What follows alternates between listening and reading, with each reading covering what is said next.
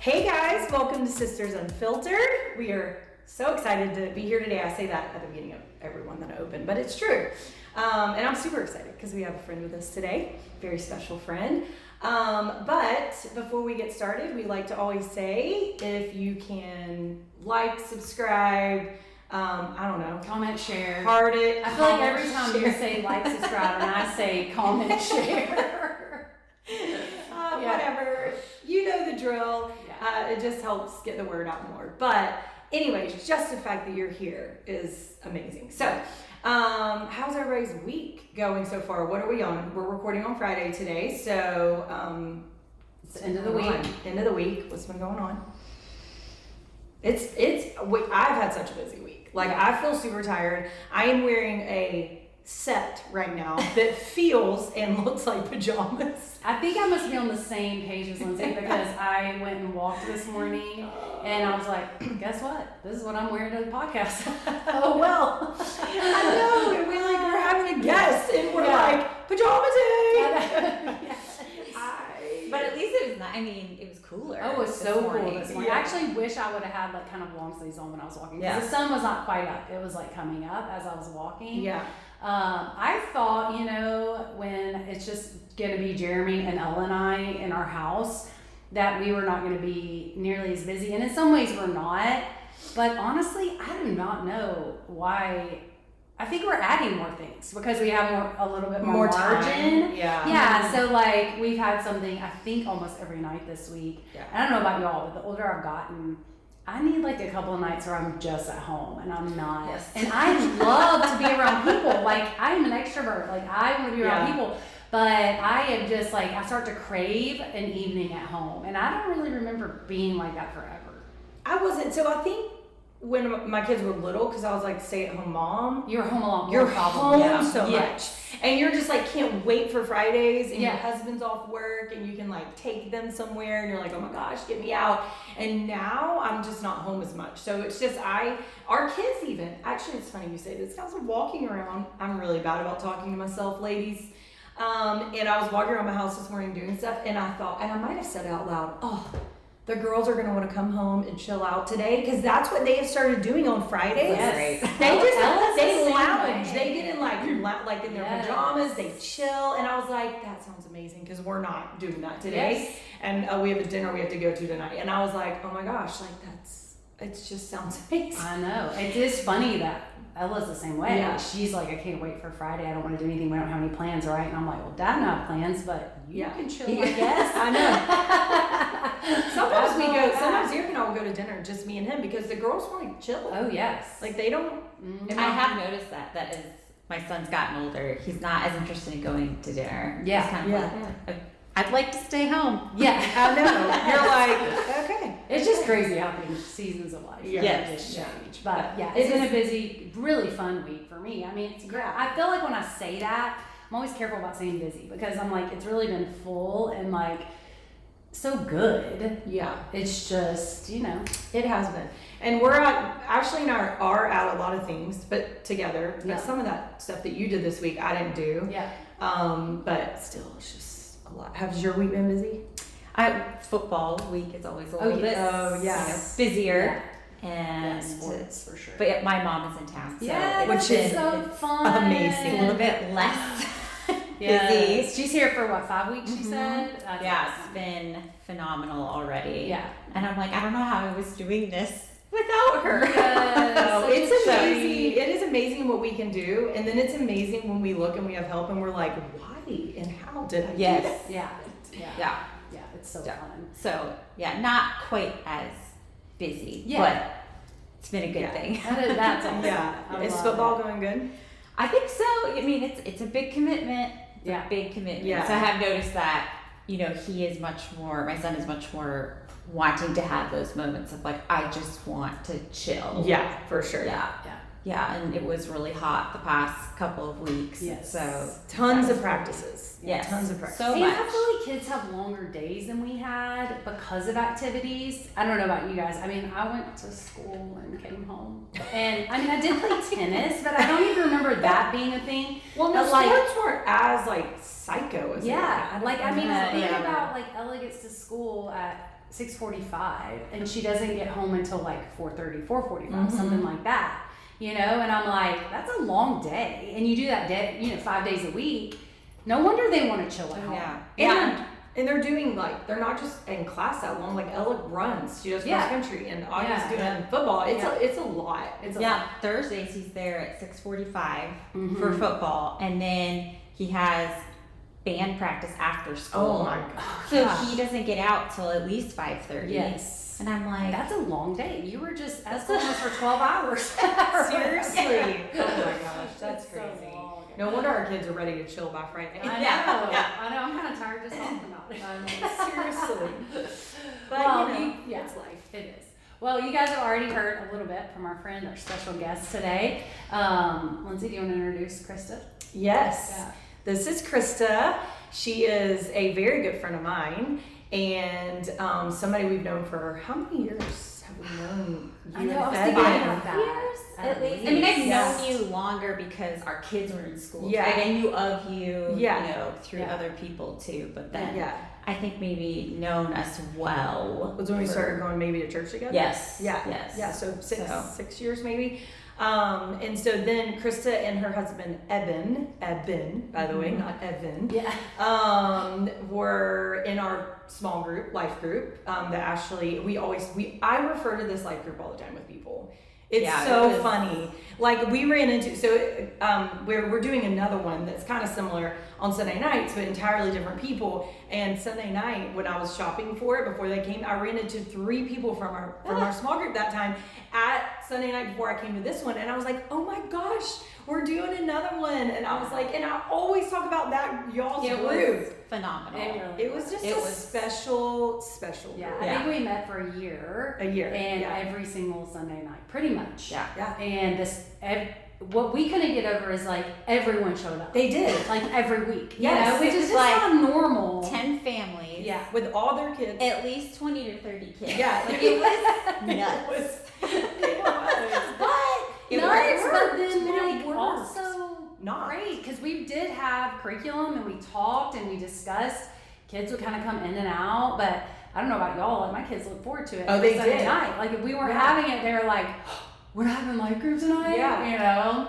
And we just kind of saw God do some amazing things during that time. And a testament to your and Derek's generosity and for hospitality to do that every week when we talk about like wanting to have chill time. Yes. You're ending the week with a huge event. Yes. I always say Derek and Lindsay are like a small wedding. Yes, for sure.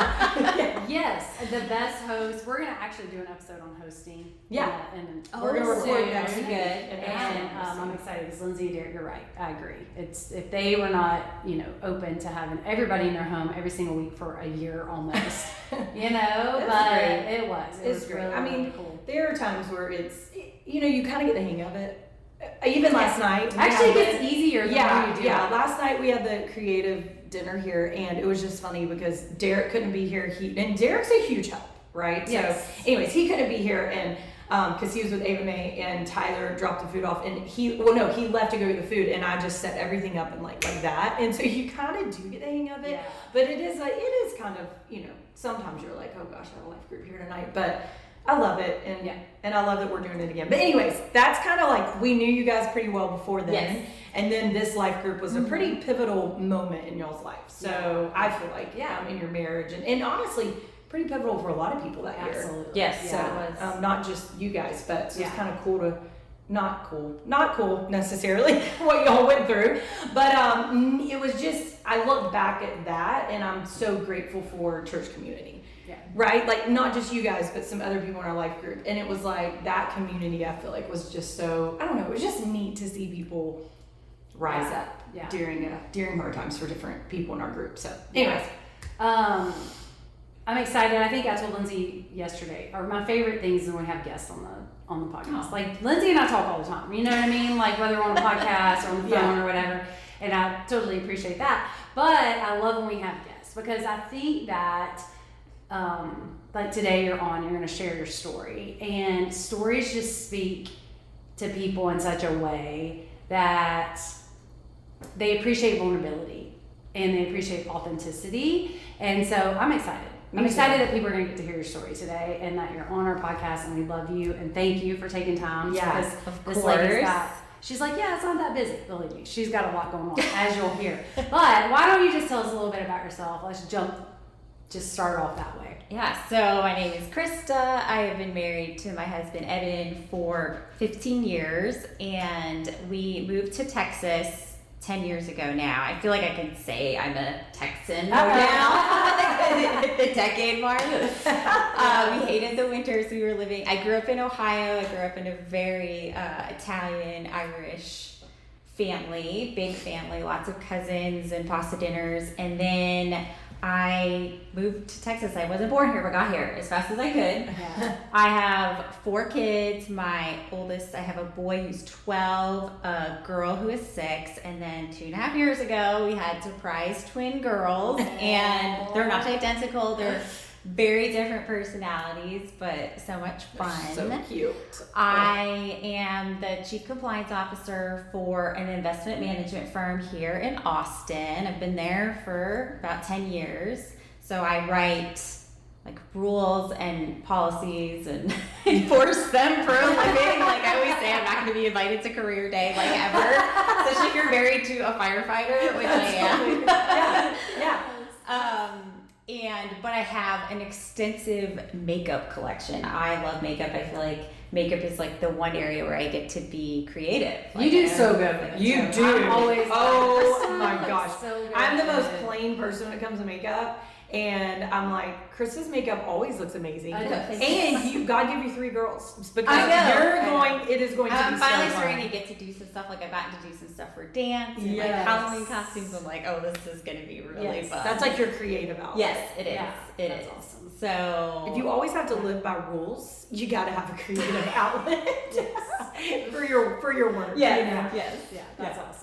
Yeah, you do a great job with that. yeah. So since we're talking about just your story, and it's so, our stories are so much more than a single event or whatever, but I kind of want to jump in just because I'll tell you this. Every podcast that Lindsay and I do, especially with our guests, we run out of time. And you don't think you will, but there's just so much to talk Yeah. about. So we're going to just jump in if that's okay with Yep. you. Krista has a story of just, well, I don't even want to say too much. I just want you to talk about it. Yeah. But can you take us back to the season where probably maybe the hardest season of your life? I don't Yes. know. I'm just going to put that out there. It I'm was- speaking for you, Yeah. but I want you to tell us. Yeah, no. So I had found out when I was about 4 months pregnant with the twins that my husband was being unfaithful.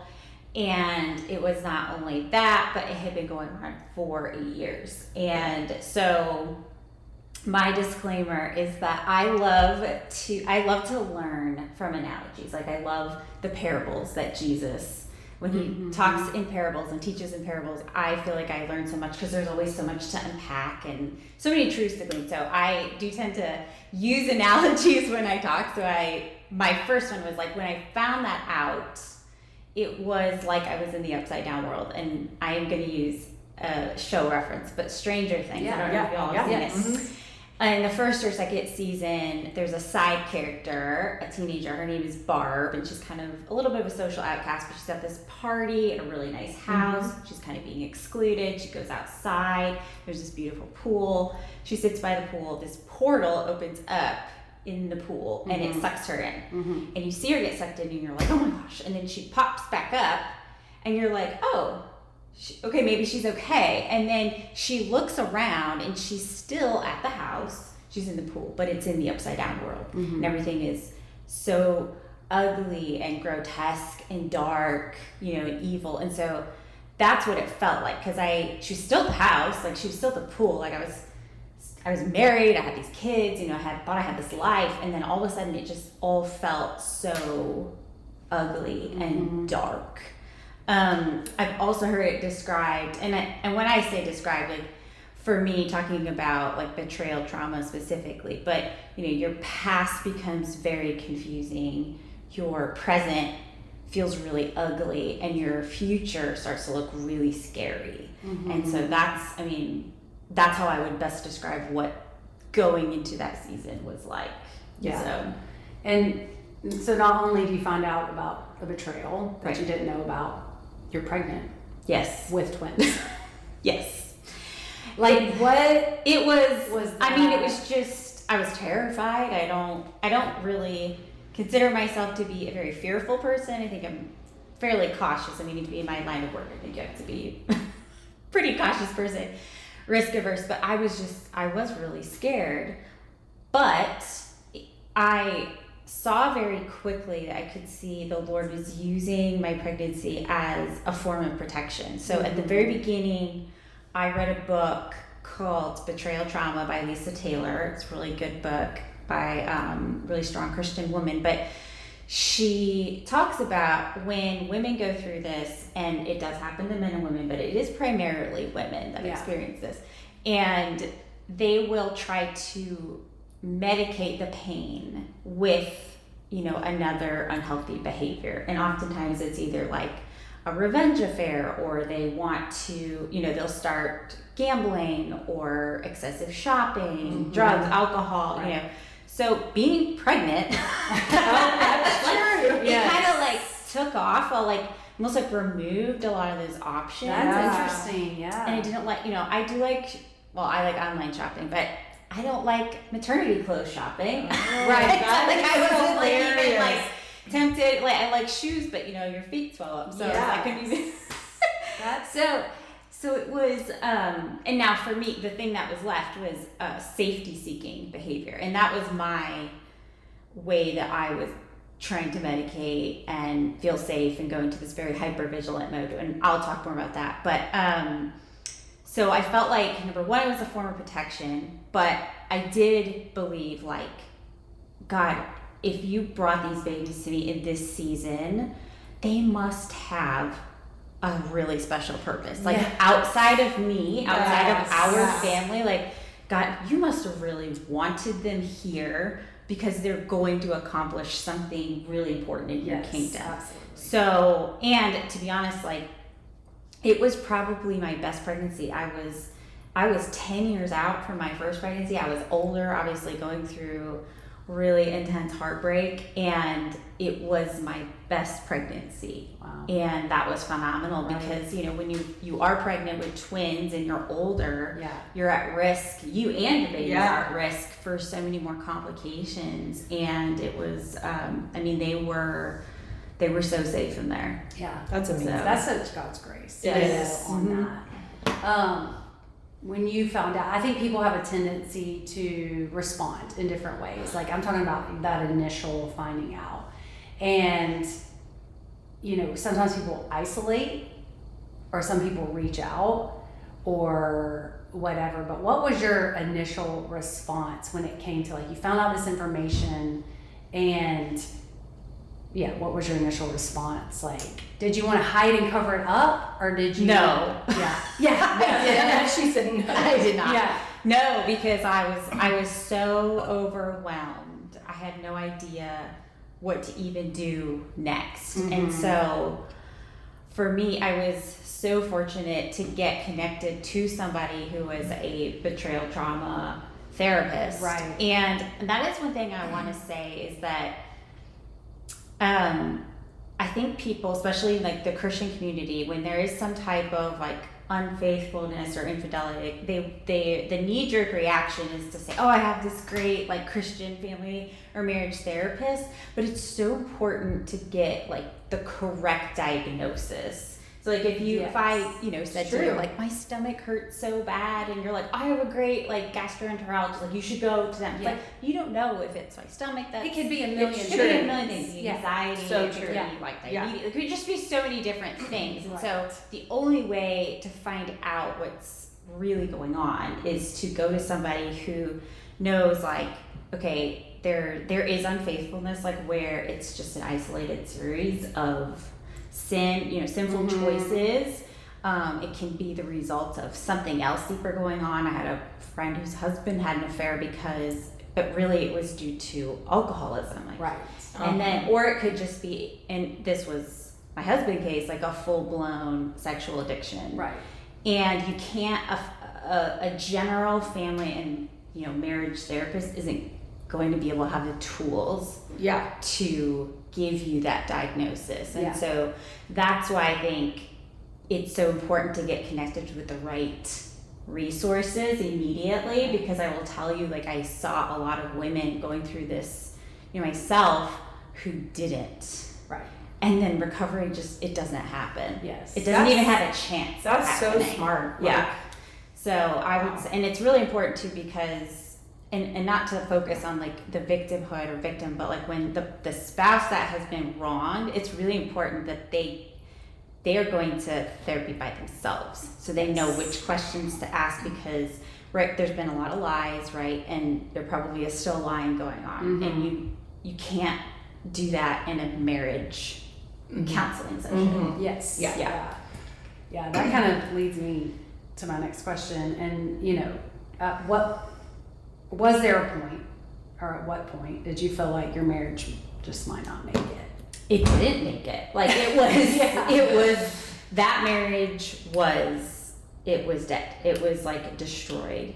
And I had to realize like it needed to be buried in order for it to be resurrected. Yeah. And those two people that were married during that time, like they don't exist anymore, because we are new people. And I remember, and this was also through the help of like friends and my therapist and pastor, but it's like you don't want to stay to rebuild something new just for the behavior to stop. Right. You want there to be a transformational change in the heart, everywhere. Yeah. And the other part of that was, the hard part of realizing that was that I would have to transform and I would have to change, because regardless if it was my fault or not, I had a lot of toxic behaviors and cycles that needed to be broken, because I had been living in these cycles. Right. And so, and that was a hard part for me, because, and I will say that did not happen like at the very, very beginning, where I was like, oh, and I'm going to have to change too. Yeah. Like, Yeah, I think we talk about this a lot. People hear our stories and they think like it just happened overnight. And gosh, things just take time and hard work. They do. And you can look back now, I think, and see a lot that you probably couldn't see Oh, at yes. the beginning. Yes, yeah, and it's hard to unwind where your trauma starts and where like old wounds that you've carried for a long time end. Yes. And that just takes time. Yeah. It takes a lot of time. Yeah. So I love what you said about the behavior ending, but maybe the heart not changing. And I think about that even in like raising our kids and stuff. Like I remember we were going through a hard time with one of our kids, and I felt like the Lord was like, this is not a behavior issue, this is a heart issue. And those are different things, and they're tied together. They are. For sure. But heart transformation is what has to happen, honestly. yes. For our marriages to heal and to be able to stay together. At any of that point, did you say you wanted to get a divorce or separate or anything like that? I think this was one of the most pivotal parts of my story, because I had the full support of my church community and pastor at the time to say like, yes, you have like all the biblical reasons to get a divorce. And so it was like I had this choice, and to be clear, my husband at that time was in those beginning stages of repentance and wanting to reconcile. He had a lot of recovery and repair to do, but it wasn't like I was like just choosing to stay and have, and he wasn't, making indication Yes. change. Yeah. Because that's a huge factor. Yes. And I went to the Lord and I was like, Lord, what do I do? And I felt like the Lord told me, like, you can stay or you can leave. Like, I'm going to take care of you either way. And you told me that. I remember I called Lindsay one time and she was like, I was like, I don't know what to do. And she's like, Krista, if you stay and things are reconciled, what a testimony. And if you end up getting divorced, like, what a testimony. Right. It'll, whatever It's it true. is, right? Yeah. God will, you'll have a testimony of God's glory in this. And I really felt the Lord telling me, like, I'm giving you the choice. And that made me angry at the time, because I was like, no, Just tell me. Just tell me what to do. Like and I said, it was in that, safety seeking behavior, give me assurances. And I was like, okay, well then if I stay, you have to promise me that this is all going to work out. It's never going to happen again. And he was like, I can't promise you that. And I was like, no, like, and he's like, but I promise you that there is a chance for this to get reconciled if you stay. Yeah. And I will take care of you even if it doesn't work out. And so I think, again, I still wasn't happy with that response, but I look back now and I think that when you go through something like this, one of the things that I felt was just so powerless, because you're in this situation and you're dealing with the consequences of somebody else's choices. And it feels like so many choices were taken away from you. Right. And I look back now and I see that was the beginning of the Lord just kind of giving me some of my agency back. Yeah. To be like, I've got you either way, and you get to make this choice, and I will be with you either way. Yeah. And That's so, amazing. so that was my story, and I think some people do get promises, on whether or not they should stay or go. That wasn't what I did get a promise, but it wasn't like, I promise you there'll be this happy ending. I just promise you that I'll be there for you. That's amazing. So, that's awesome. You hit on this a little bit, but if you don't mind going more into it, but just the role of counseling, and you talked about that a little bit. For you personally and as a couple, it's interesting because in some circles, church especially, sometimes people are like, you only need the Lord, you don't need counseling, or people are very private about it because I think people are going to judge them. Personally, I'm a huge fan. I think it's a tool. I think it's awesome having someone speak into your life that is not biased, and my husband has been to counseling. We've been to counseling together as a couple, sometimes just for a check-in or whatever. So I just like to talk about that because I do think we talk about it more, which is awesome. But there are still some circles that are very almost like you don't need counseling, or counseling shameful, or I don't know. Or I think some people think that, the Lord will just do it. Like, you don't, right? Like, if you can't go to the Lord for it and He can do it, then why are you going? I mean, But that's almost like saying, you're sick and I'm not going to go to a doctor. And there are people that believe in that. And so right. it really but is. A lot of people would look at that more like that's crazy, kind of. Yeah. Knowing that God uses doctors to heal us. Same thing with counseling, in my opinion. He uses counselors and therapists, especially Christian ones. Highly recommend that, to heal us. Yes. Well, I think it's a tool that God's given us, as civilization has changed.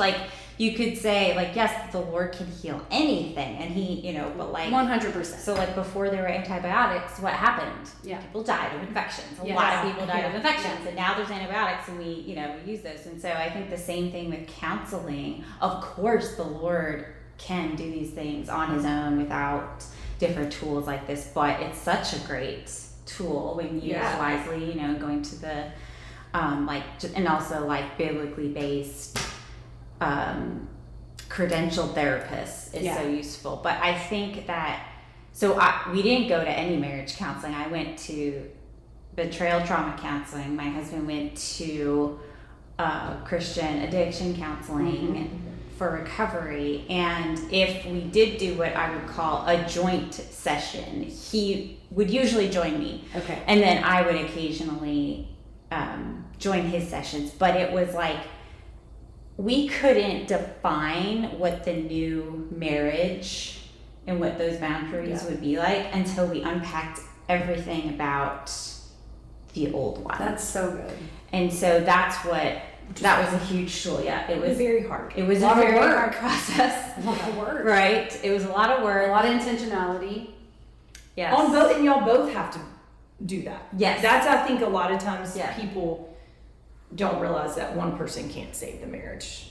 Right. It's got to be both. Yes. Even if you're the person who was betrayed, it really both of you need to be going, right? Would you agree with that? Yes, I agree. And then I think the other thing that was really critical is that it gave me accountability, and it's just a sad truth, but sin begets sin. And so when you are sinned against, inevitably you will respond in sin. And so again, for me, that was this like safety seeking behavior, very hyper vigilant. I was very unhealthily unfocused on wanting to see like justice and consequences to those involved, and took that to places that I shouldn't have. And my therapist and I had friends at the time who were willing to speak truth over me and call me out on those actions, so I didn't do anything incredibly stupid and have more shame and consequences. And so I think therapy is a great tool, but therapy also should involve accountability. Yeah. Do you think that you guys would be where you are now without the counseling and therapy? No, like I think I go back to like if you were looking at this as an illness, if you did not get the correct diagnosis and you were treating it for something that it wasn't, you're not going to recover. Yeah, that's good. It's not going to get better. Yeah. Was there like a specific time where you felt God beginning to soften your heart towards forgiveness? Yeah, there were, well, like two different things, but one was, so I was part of a betrayal trauma group for Christian women, which is, it's a very hard thing to be a part of, but I think it's also necessary because you feel so isolated in this pain. You know, most people around you haven't probably gone through something like that, and it is hard to like sit across from women and you see like I would see my pain in their face. And that's hard. But it also it just gives you some freedom of having and feeling empathy, you know, in similar situations. But so I was like in the second semester of this group, and we were going through Lisa Turker's study, Forgiving What You Can't Forget. And I was fuming through the whole study. Like I would just sit there like I was like, there's no way. You know, because I think it's like sometimes when you think about forgiveness, you think like it's almost like forgetting like what they've done. You know, like you look at that person. And so, which is like almost impossible. It is. You forget things. It is. You can. Especially such like huge things. I love that you were just like angry through the whole thing. I think somebody said something too, like one of the leaders, like, I can see what's going on in your heart by your face, Krista, or something, which I've always been really bad at having a poker face. That's hilarious. Poker player, but they're like going home and praying for you specifically. I'm like, she's got to work through some things.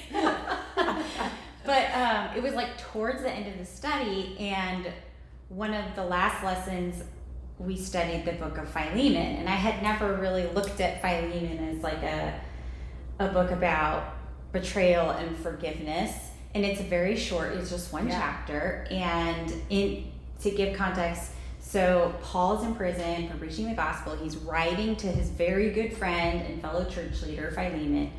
Philemon had a servant, Onesimus, who abandoned him, and in that culture, servants stayed with families for generations and essentially became part of the family. And so it's not explicitly said, but it's implied through the text that there was theft or damage because of his, you know, he had abandoned his this family, abandoned Philemon. And so Paul is basically, and actually, so Onesimus is in prison for abandoning this family, and Paul is writing to him and basically imploring him to forgive. And it really, what the verses that really stuck out to me was, and it felt like Christ talking to me. And he says, yet I didn't want to do anything without your consent. I want you to do this favor for me out of your own free will without being forced to do it. And if he wronged you in any way or owes you anything, charge it to me. I, Paul, promise to pay it back. I'm writing this with my own hand. I won't even mention that you owe me your life.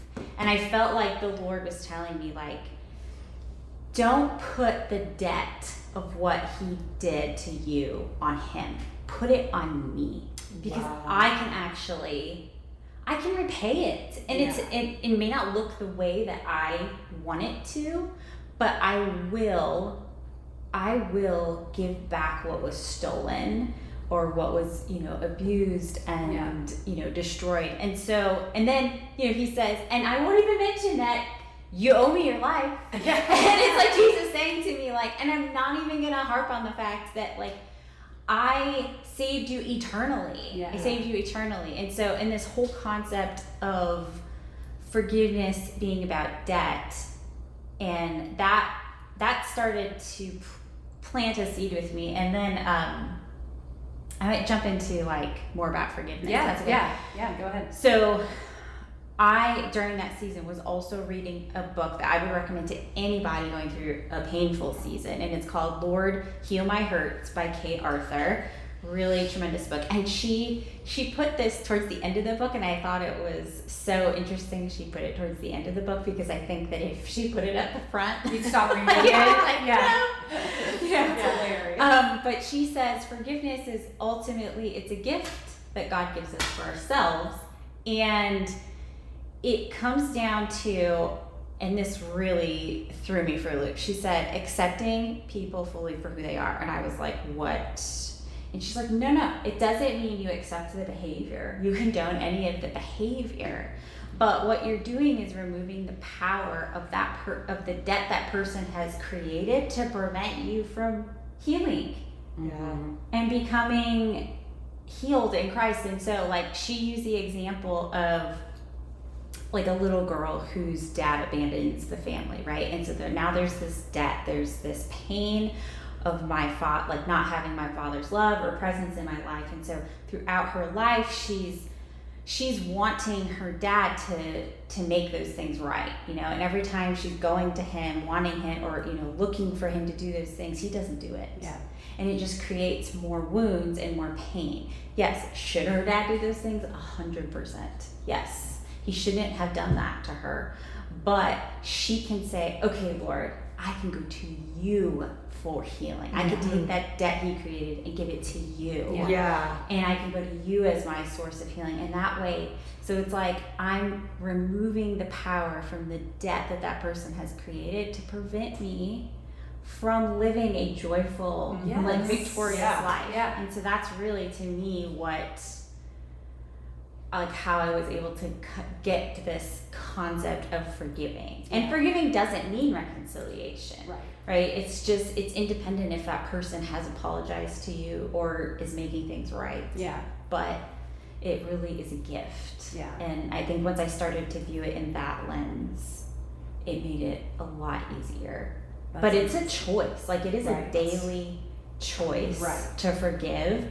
And when you go through something like that, you are initially tasked with forgiving the acts, but you don't know at that point in time, you don't know the impacts of those actions until more time goes on. So you're forgiving the acts, but then you also get lots of opportunities to forgive the impacts, and that's, I would say, the harder part. And it's kind of like grief a little bit, because like when you lose somebody, it's so painful. I mean, and I'm not minimizing anything, like, but then no, but then it's like as time goes on, you're like, oh, I'm grieving because this person's not here for these moments and stuff like that. So it's a daily choice. That's so good. I think you can see the difference in people, and I'm not saying it's easy, or I'm definitely not minimizing anyone's hurt or betrayal or anything like that, but I think you can see it on people's physical countenance who make a choice to sit in what has happened to them and maybe not forgive and kind of just stay there, and those that have moved on and God's helped them, which is really a miracle, by the way. Like, I think you see it really is a miracle. But I think you can literally see the countenance on people's faces and everything. And I feel like even with Eben and us knowing him, he's transformed. Like, from that time to now, just by looking at him. You know what I mean? Which I think is just amazing and so cool. And that's what I mean, like, when I say, gosh, we're two different people now. Just two different. How, like, I know you've talked about this a little bit, but how has your marriage transformed? You know, like you, I love how you talk about like that marriage died. Yeah. That was our old marriage. We're new people. Which This is our new marriage. I kind of love that. I love that because I don't know how else you look at it. Like, you have to almost look at it that way. Because if you cling to that the old, you can't move on. Like, you can't, I don't know how you do forgive, right? Maybe I'm crazy, but I feel like anytime there's betrayal like that, you have to say, that's not who we are. It's not our marriage. And we're almost starting all over again. Yeah. Like, well, I'm getting to know you as a different person because we've unpacked years of things that you didn't know about or whatever, right? Yeah. And healing. And so now it's like starting a new marriage. I mean, maybe I'm crazy, but I feel like I don't know how you can move on in a healthy way unless you look at that like the old, right? One of the first things we had to do was relearn. This sounds really sad, but we had to relearn how to argue. Like, I bet. had over a decade of patterns of our arguments. And things that we would each say and like different ways that things would play out, you know, in a toxic pattern. And so that was really hard because and you don't realize how much, and it's a neural, like it's down to your brain neurology where your brain has these patterns, deep grooves between neurons of like, oh, he said this and now I say this. Yes. And then we go So fascinating. And you just keep going round and round. Yeah, so what was one of the first things that we had to do was relearn how to argue and to, like, my therapist would always say, start with an I feel statement. Like, when you say that, I feel, instead of, you know, attacking. And so that was like one of the first things we had to do. And I remember feeling like, this is so pathetic. It's almost like learning to walk again. Yeah. Right? It's true. Like, It probably feels kind of elementary a little Yeah, bit. because you're like starting something that you have so much history with Yes. this person. You've lived together for so long. And so I would encourage anybody that's going through this to like do something, like upheave something in your daily routine. Yeah. Just to create a new pattern in your brain that kind of helps. Because like when if you just do life as you've done it, then it's even like those patterns, the toxic patterns, are even more ingrained. Yeah. And so I look back at that time and I think like having the twins. Yeah. The twins really are pivotal in this whole entire thing. You gotta do something. Never had I ever had two newborns. Yeah. To take care of, and it was honestly, I mean, side note, that was like relearning to parent all over again. It wasn't just like, oh, you know, I'm like the groupie, I've done this before. Like it felt like it was a whole new act. Yes. Yeah, but I think going back to that upside down world thinking is so true, because it wasn't only this, you're starting almost over again with your marriage. Same person, but starting over. You have twins. You guys are parenting during this time, and like everything's been an upheaval, right? Yes. And you're doing some things that you've never navigated before. And I mean, one question I did want to ask is just like, how did y'all navigate all of that with your kids? Now they're little, but how did y'all navigate that? Because there's this whole thing happening in your marriage, and yet you still have 4 kids. Well, 2, you're pregnant, and then you have the twins. 4 people you're responsible for. You and Evan both are responsible for. Like, what does that look like? It's a little bit of a blur, to be honest. Yeah. Because like the twins just the twins and not sleeping and all of that. So I think to a degree we did a decent job of trying to keep that stuff from spilling out into their presence, but it did. Because it's very obvious how much you both love your children, by the way. I think that's important to say. I think that's important to say. Yeah. Because you protect them in a way when you might not have been agreeing on anything at the time, but I believe that you and Evan both adored your kids. I believe me, because like there was ugliness that my kids saw from me too, for sure. So, and that was another pivotal thing for me in looking back at like, why did God allow this to happen to me? Was that I'm sure my kids might be thinking that, why is this happening? And I had to come to a belief that God will use something hard, even if it comes from my sin. He can use it for good in their lives. And that was honest. And so I would just pray, like, we would have a hard day, and I'd be like, oh my goodness, Lord. And, and apologizing, I think just being as honest as you can with your kids. Yeah. But always letting them know, like, how much you love them. Yeah. And how much God loves them. Yeah. It's hard to do, and our kids are spread apart, so it just looked different for each kid. Mm-hmm. But it was tough. Like, I don't say that I have any like, I have any snippets of advice, because it's like, you're going through something like that, you might tell somebody, like, make sure you're eating well and getting enough sleep, and like, keep working. Right. Yeah. Yeah. I feel like sometimes in those moments of life, it's like, and this can be a hard time, whatever that looks like.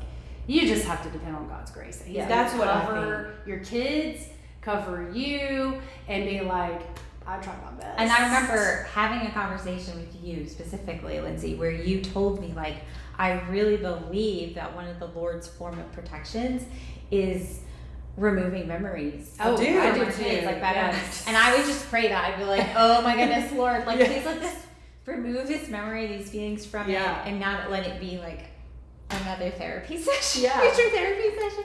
So I feel like I don't have like a ton of advice there, because we were surviving. Yeah, for It's sure. not even that. Yeah. Yes. But I do think that. I think that the Lord's grace is there, and I think He knows, and I think that He covers our kids. Yeah. And you're trying your best, right?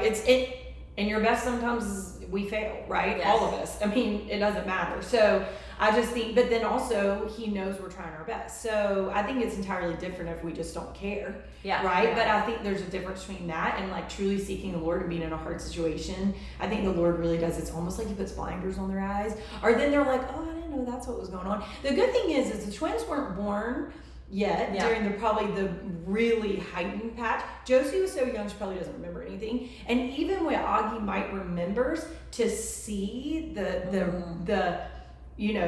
God totally redeeming your marriage, like, that's just so cool to me. Like, that's the question I had. Like, what are you passionate about from your story passing down to your kids? There's lessons that we learn. Like, what would you want them to be? Yeah, well, so I go back to Kay Arthur's book, Lord Heal My Hurts, and again, it was at the end of the book. At the end. And she talks about meekness, biblical meekness. Mm-hmm. And I couldn't tell you specifically, like, maybe how I would describe meekness, or maybe just somebody that wasn't prideful or humble, but that's not, humble and meekness aren't the same. Mm-hmm. And she says, she believes, according to the Bible, that meekness is the ability to believe that when bad things happen to us, obviously we can have consequences for our own actions, but when bad, unjust things, painful things, devastating things happen to us, that we look at it as, I know that this is not from God, but I know He's going to use it for my good. Mm-hmm. And so I think when I think about my kids, and obviously I think with our generation, the tendency to want to helicopter and prevent pain, like our children from experiencing pain, Right. is that I want them to be equipped to go through life. Like, obviously I want them to have a relationship with the Lord first and foremost, but I want them to be able to, when they go through hard times, because they'll go through devastating things and painful things, that they're like, okay, I know this shouldn't have happened to me. Like, that should not have happened to me. Right. God did not intend for that to happen to me, but He did use it for my good. Yeah, that's good. Yeah, and so that's one thing. The second thing is breaking cycles. Yeah. And I believe so strongly, even more now after this, like, I think that as Christians, we're all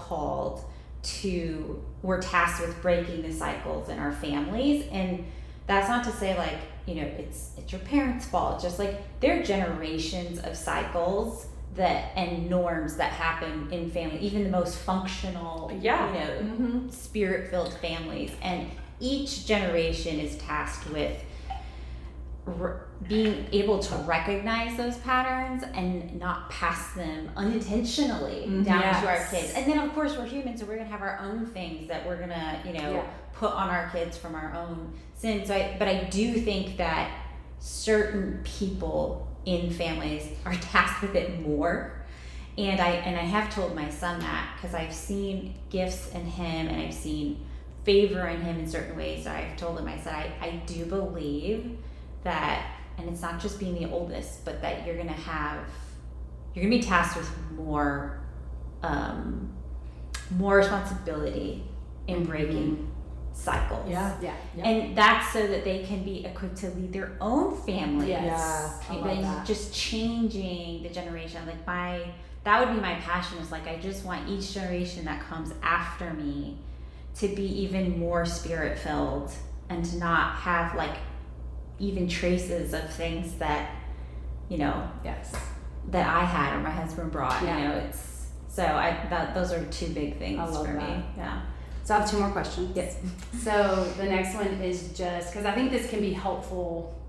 Well, both of these questions, all of it's been helpful, but I think this can be helpful for anyone's marriage. But are there things you and Eben do now to protect your marriage from old patterns? Oh yes, I know. And I asked him this question too, because I was like, I have my thoughts on it. But I think one of the things is just avoiding what my therapist would always call losing strategies. And it's the need to be right, trying to control my spouse, unbridled expression, retaliation, and withdrawing. And that those just lead to unhealthy relationship interactions and cycles. And so trying to be aware of when you're trying to do that. And I think we each are passionate about being in communities for our own accountability, and I have, I love sisters. My husband is still in his Christian recovery program. He's a small leader in that now too. And having those spaces where you can be radically transparent and honest with people, and that they're not just going to listen to you be honest, they're going to call you they're going to speak truth over you and say okay, this is what you really need to go to the Lord with. I think having radical honesty with each other, and I don't think either of us realized how much we were hiding emotions from each other a lot. And just being honest about that. And it takes vulnerability to do that. And so that was a big thing. And then protecting our relationships with the Lord separately. I love that. Was just, Lindsay and I talk about that when we talk about marriage and things like that. Yeah. And I think it was something that I post going through all this really realized that I had intertwined the relation, God and my husband and it really has to be separate. And that's really important too, because, and obviously hindsight's 2020, but you can look at take what your husband says to you as truth all the time, or you can take that and be okay, Lord, he's saying this, but what do you say? And so I look back at those patterns where and it's Satan uses everything good, trying to receive things that I should not have received during that time. But so just making sure, and the same thing, it goes both ways now. It's because I can act out of fear and that hypervigilance, and he needs to say no, all right, I'm gonna go to the Lord with that. Yes. I know. I always think I think people laugh at me because they're oh, what over the years, what devotionals do you and Jeremy do together? Do y'all have prayer time together? And honestly, I'm no, we don't.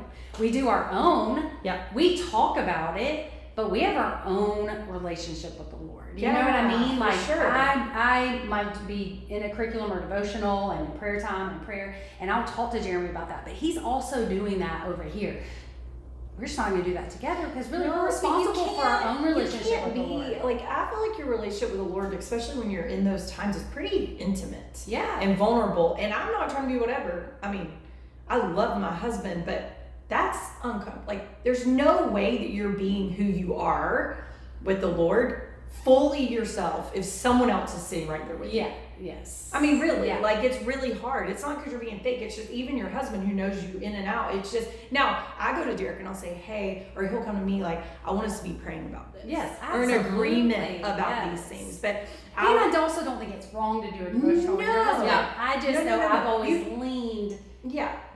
towards our individual. Yeah, you can do a healthy- devotion with your husband, but you need to make sure you're having your separate time. Is the Yeah. point? I will never forget. I heard a story on a podcast actually, and I loved it because it's this missionary and his wife. When he met his wife, he felt like the Lord told him that he was going to marry her, and he told her, and he says, somebody was like, looking back, do you think that was a good decision? He was like, I thought it was great. And his wife was like, yeah, no, it's not a good decision.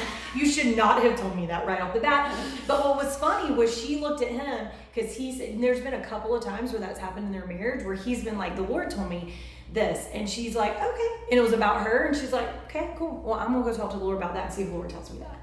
And it's not that she's questioning his spiritual authority. I just think it's that she, like you said, we have our own relationship with the Lord. And, you know, as much as I totally trust Derek, if he told me something like that, I would take it very seriously. Yes. But you do have to be careful not to put that into your husband. Period. Yeah. I mean, you can put your peace in your spouse. Yes. Oh, Really, Yes. all the things. Your joy can be in your spouse. Like, everything can be put in your spouse. That's not fair to them. And it's also not, that's right. you can't do that, you know? So, but it is hard. That's hard to do regardless. Like, But I think being aware of it. It is. the first It's step, huge. you know? Well, and I think it's like realizing you have to define what your husband isn't.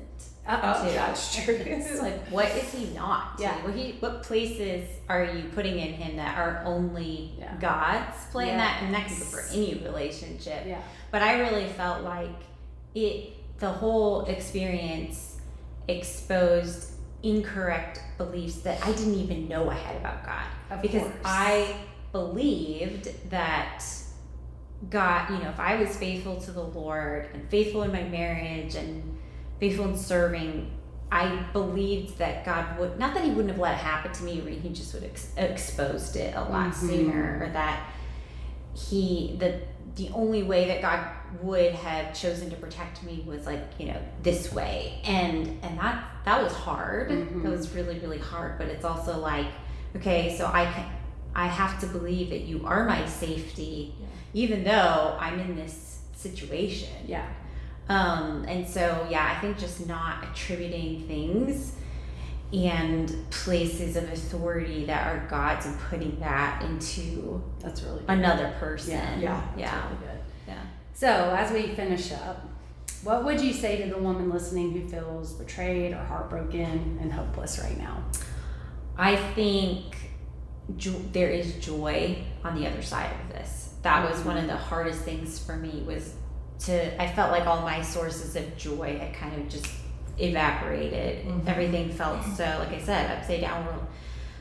But that would be one thing. And I don't know if somebody said it to me or not, but because I was so like, was in such this like lizard brain place. But the other thing that I would say is that your feelings lie to you. Yeah. And when your belief system crumbles, or part of it crumbles, it's very easy, and that's what I did, was to rely on my feelings. Yes. Because trust is gone. You don't even trust yourself. So you just you don't trust your mind, your heart, you just trust your feelings. If it feels bad, it must be bad. And one of my favorite pastors, Darius Daniel, I love him, but he talks about facts and truth. And he says, facts, your reality is facts, but facts don't change the truth. But the truth changes the facts. And that's why it's so important to constantly rehearse the truth until it becomes facts and it supersedes your reality. You know, it's like, my marriage is broken, but this won't destroy me. You know, God makes all things new. Even if my marriage doesn't work out, He's with me. He was with me the whole time. He was protecting me. And He's so working on our behalf all the time. But those are true things that you have to tell, that you have to get your emotions to line up with that. Yeah. The only way you can do it is by believing and almost reciting the truth all the time. And going back to that, you know, the meekness, that concept of biblical meekness, in the Beatitudes, in Jesus' Sermon on the Mount, it's the promise attached to that. The meek shall inherit the earth. Yeah. When you have the lens that Christ, everything that happens, Christ can use for good, you receive that reward on this side of eternity. Yes. Mm-hmm. You get to see. You don't have to wait. That's right. You get to see it. And so that inheritance, you inherit the earth, you inherit a new reality. That's right. So that's that's what I would say. Yeah. Thank you so much for sharing today. We weren't sure that Krista wanted to share her story, but Lindsay's like, I'm just gonna ask her. Well, the funny thing is, like, I've always think I've wanted to be on a podcast, like that maybe it would be talking about like cooking for large families, or like you're like, I didn't know we were gonna just go, you know, right this deep that fast. But thank you. You're welcome so much. It's been just so, I mean, I would never want that for anyone, but it's been just amazing to watch you guys. Like, I really do feel like we watched a miracle. No, we did. We watched a miracle, and it's just like, I mean, here's the deal. God did His part, but God, when He says He will bless the work of your hand, He ain't lying, because you guys have put in the work. Like, and so that needs to be said. You and Eben y'all have gone to so much counseling in your group and his group. I mean, he couldn't miss his group. The only thing he was allowed to miss his group for was the birth of your twins. Yeah. Even work. He was not allowed to miss for work. So when we say that it does take hard work, that's real. And we watch you guys do that. And we watch transformation. In Eben, I physically see he's like a different person. And I just think that is like absolutely amazing. And the fact that actually physically you haven't gone like to the dark side.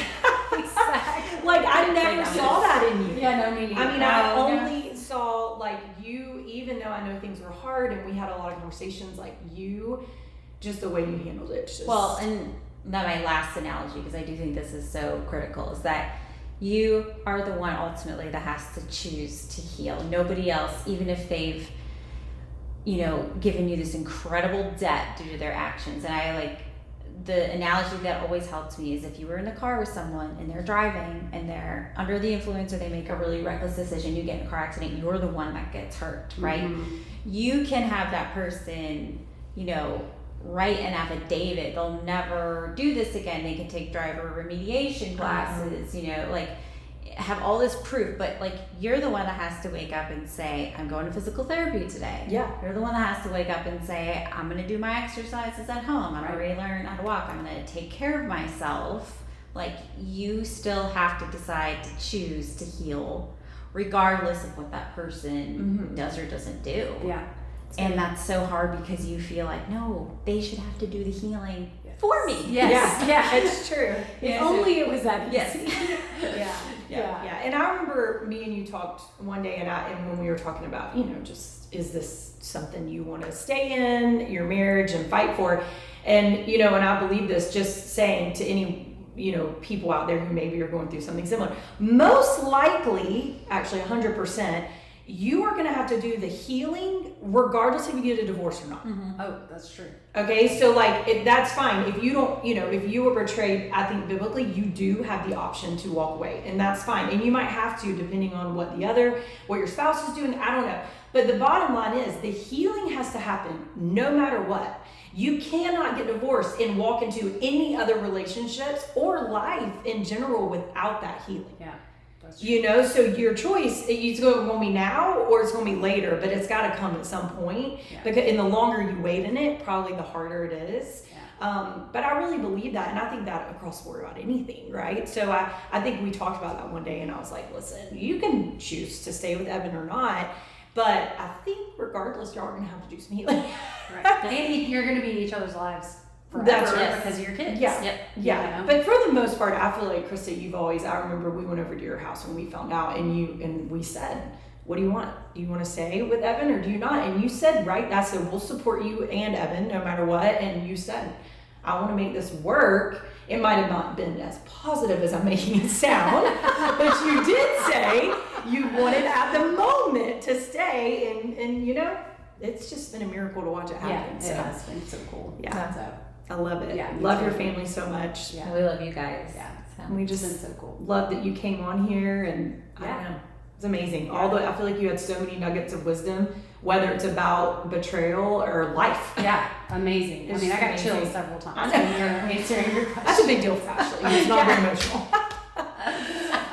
But let's finish with question of the week. Yeah. And I think it's very appropriate since Krista has 4 kids, Lindsay has 5, I have 5. A lot of kids in this right now. Yes.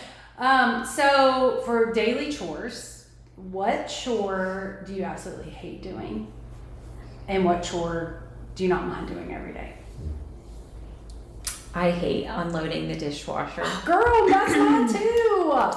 Offloaded that as soon as I As soon as you can. Yeah. and I don't like folding and putting away laundry. Okay. What daily chore do you not mind doing?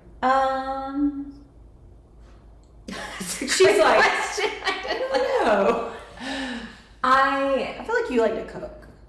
guess I don't. I'm like, again, I guess it's a chore. It might not be like you love it, But it's you still a just don't chore. mind doing it. Yeah.